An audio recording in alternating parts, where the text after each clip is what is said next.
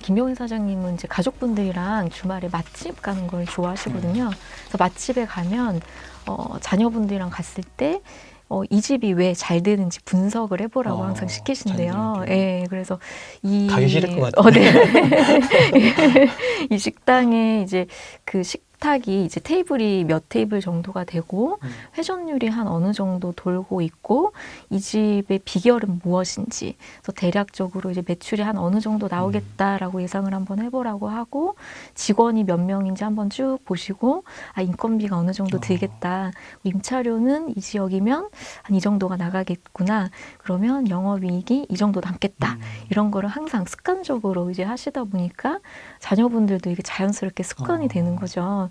그래서 부모가 이런 이제 돈을 관리하는 습관이 잘 되어 있으면 자녀분들도 자연스럽게 이렇게 돈을 관리하는 습관을 가지게 되는 것 같더라고요. 그래서 재테크를 한다, 돈을 번다 이런 것들이 억지로 하는 게 아니라 그냥 일상생활 속에서 녹아 있어야 할 수 있다라는 걸 좀 배우게 됐습니다. 사장님께서는 진짜 그야말로 흙수저였다고 하시더라고요. 태어났을 때 이제 그렇게 돈이 많이 있는 집안이 아니었는데 1년에 한두 번 이제 친척분들 만날 일이 있어서 만나게 되면은 이제 조금 부유한 친척분이 계셨대요. 근데 저분은 부자인데 나는 돈이 없고 나도 부자가 되고 싶다. 왜 나는 돈이 없을까? 나도 부자가 되고 싶다 생각을 하셨는데 이제 그 고등학교를 졸업하자마자 바로 이제 작은 중소기업에 취업을 하셔서 내가 돈을 벌 수 있는 방법은 무조건 저축밖에 없다라고 생각을 하셨대요. 그래서 내 월급의 반을 무조건 저축을 하자라고 작정을 하시고 이제 10여 년 동안 그 직장 생활을 하시면서 월급의 반을 다 저축을 하신 거예요. 그래서 30대 초반 정도 됐을 때 그때 당시가 한 80년도 중반인데 한 8천만 원 정도를 모았다고 하시더라고요. 그래서 그런 종잣돈을 마련하시고 나서 이제 시작을 하실 수 있었던 거죠.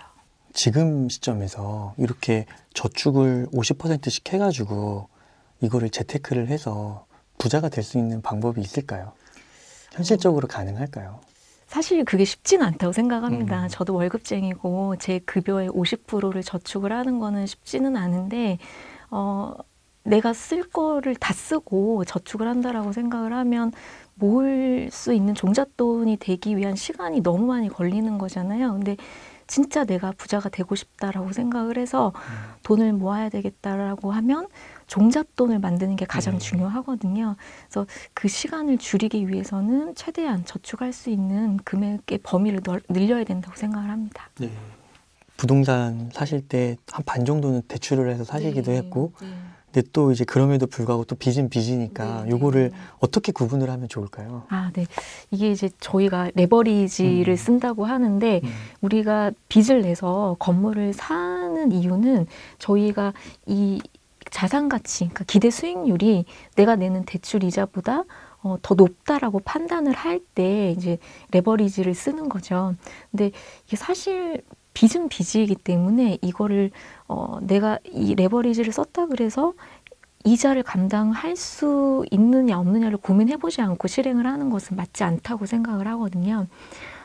근데 반면에 레버리지를 쓰지 않고 발돋움 하기는 또 쉽지 않다라는 생각이 드는 게 저희가 이제 관리를 해드리다 보면 이제 뭐 의사분들, 변호사분들, 이제 고액 연봉 전문가들이 있으신데 이분들은 이제 사업을 하시지 않는 이상 급여 소득자이시잖아요. 그러니까 대부분 자산 규모가 크기는 커요. 뭐 저희 잔액들이 뭐 수십억 이렇게 되시기도 하는데 이제 여기 수십억에서 100억대 이상으로 발돋움을 하려고 그러면 이제 사업을 하셔야 이제 요 레벨을 한 단계 업그레이드를 하실 수 있는 것 같고 수백억에서 내가 물려받은 돈이 없는데 수천억의 자산가로 발돋움하려고 그러면 당연히 이제 레버리지를 활용을 하셔서 부동산을 가지고 있으셔야지만 올라갈 수 있는 거를 제가 평균적으로 봤거든요. 근데 현금 흐름을 이제 원활한 현금 흐름을 토대로 대출 이자를 낼 수 있어야 되기 때문에 대출 이자 감당이 안 된다라고 하면 쓰시면 안 된다는 거죠. 네. 그래서 상권을 잘 봐야 되고 이 부동산을 보는 눈도 있으셔야 되는 거죠. 보험의 그 틈새 시장을 공략한 S 사장님이 계신데요.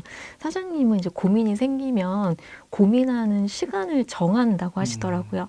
예를 들면 이 고민이 5일 안에 해결이 나야 하는 거다. 그러면 3일 동안은 이 고민을 잊어버리려고 노력을 하신대요. 그래서 4일째 내가 12시부터 3시까지 이 고민을 해야 되겠다라고 생각을 하면 그 3시간에 집중을 하는 거죠. 어차피 그 3일이라는 시간에 내가 고민을 해봐야 다른 일에 집중을 할 수가 없기 때문에 그 시간에는 이거를 내가 고민하지 않겠다 생각을 하시는 거고, 고민의 이제 중요도도 나눠서 이거를 1시간짜리 고민, 2시간짜리 고민 이렇게 정해 두신다고 하세요. 그래서 그 시간에 맞게 1시간 내가 딱 고민을 하겠다. 1시간 하고, 그리고 이 고민의 마감 시한을 정하신다고 하더라고요. 그래서 이때까지 내가 해결을 해야 된다라고 정해 두시면 이제 그 전날 정도에는 어쩔 때는 스스로 이렇게 자연스럽게 해결되는 경우가 있기도 하고, 그 고민을 해결하는 방법이 되게 명확하게 파악이 된다고 하시더라고요. 그러니까 보통은 고민을 하다 보면은 계속 한도 끝도 없는 것 같거든요. 네. 그래서 진짜 이루어지지도 않을 것 같은 것들도 네. 많이 고민하게 되고, 그러다 보면 결국에는 또 실천은 안 하게 되고, 네. 그런데 아예 고민하는 시간을 딱 정하고 나서 네. 그 시간이 넘으면은 바로 이제 행동으로 옮기는 거군요. 네. 그러니까 부자분들이 그냥 자산을 관리하는 법에 대해서 잘 안다라고 생각을 하는데, 제가 보면 사장님들, 부자들은 자산을 관리하는 방법뿐만이 아니라 시간을 관리하는 방법에 베테랑이다. 이런 생각을 했습니다. 정말로 막 그렇게 1분 1초를 아껴 쓰시는 건가요? 네. 여유가 그럼 없고 이런 건가요? 여유가 완전히 없진 않으신데, 제가 가끔 사장님들이랑 명동을 같이 걸어갈 일이 있잖아요. 그러면 이제 너무 발걸음이 빠르세요. 그래서 마음이 이제 뭔가 이후에 이제 시간들이 이렇게 딱딱 정해져 있다 보니까 제가 사장님들 쫓아가는데 사장님들은 걷고 계신데 저는 뛰어가고 있고 막 이런 경우가 되게 많거든요. 그리고 혹시 뭐 밥 먹을 때도 엄청 빠르고 막 그러시는 거예요? 네, 좀 빠르십니다. 저는 여자라서 군대를 안 갔는데 군대 다녀오신 남성분들이 그 0점 조준이라고 하면 이게 다 뭔지 아시더라고요. 그러니까 이제 목표물에 총을 쏴야 되는데 제 눈과 가는 자와 목표, 예, 요게 이렇게 일자. 예, 네. 저는 사전적인 의미를 좀 공부를 해봤어요. 그래서 일자가 돼야 되는데 이 총이랑 저와 이렇게 맞추기 위해서 이제 3발씩 3번 쏴본다고 하더라고요. 맞나요? 맞습니다. 네. 정확하십니다. 네, 그래서 그 3번 정도 도전을 할 수 있는 그 준비를 해야 되는데 이 3가지 초갈이 이제 처음으로는 돈, 예, 그리고 열정, 예, 그리고 시간이라고 하시더라고요.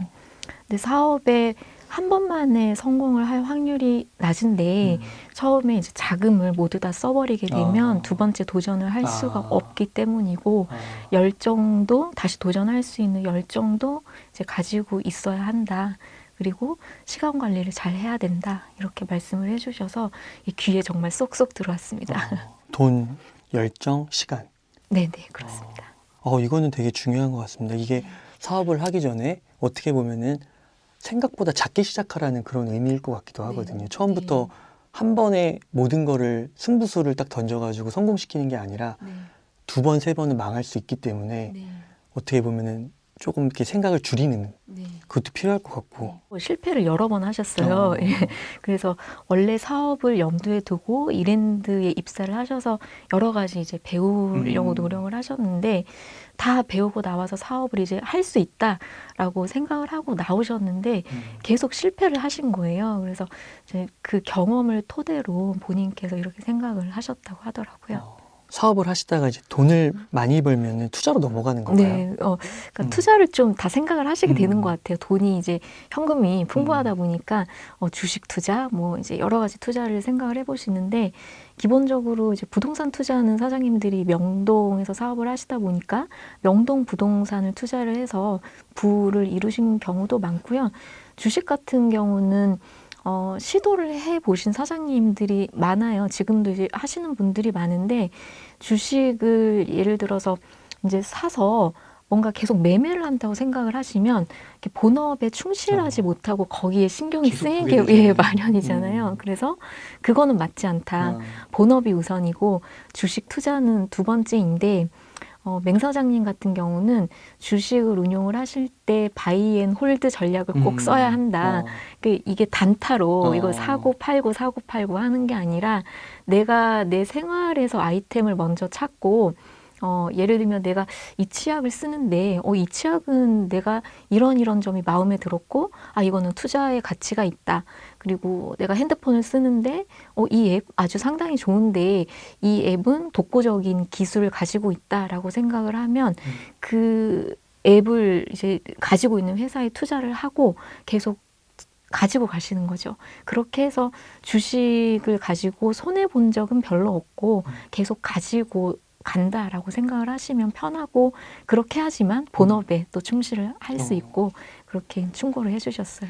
주식은 아무래도 이제 신경이 쓰일 수밖에 없다 보니까 아예 그냥 이런 거는 접고 본업과 부동산 또 명동이 사실 우리나라에서 공시지가가 가장 높은 곳이고 공시지가가 한 번도 꺾인 적이 없어요. 네. 그리고 강남보다 사실 현금 임차 수입이 높은 지역이거든요. 그러다 보니까 부동산에 대한 관심이 아주 많고 부동산만으로도 돈을 벌 수 있다라고 생각을 많이 하시는 것 같습니다.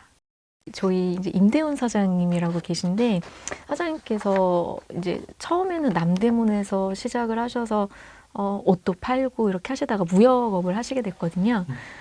중국 쪽에 진출을 할 때 홍콩에 계셨던 사업 파트너분에게 많은 도움을 좀 받으시고 그분과의 의리를 아주 중요하게 생각을 하셨는데 그분 이제 결제 대금을 맞춰야 되는 시기에 공교롭게도 좀 자금이 원활하게 움직이지가 않아서 게다가 이제 중국은 춘절이라는 게 있다 보니까 춘절에는 마감을 결제를 해주지 않는다라는 거는 있을 수 없다라고 하더라고요. 그래서 사장님이 고민을 하시다가 명동에서 이제 가장 금싸라기 땅에 있는 매장을 그냥 팔아서 그 사장님 결제 대금을 맞추셨다고 하더라고요.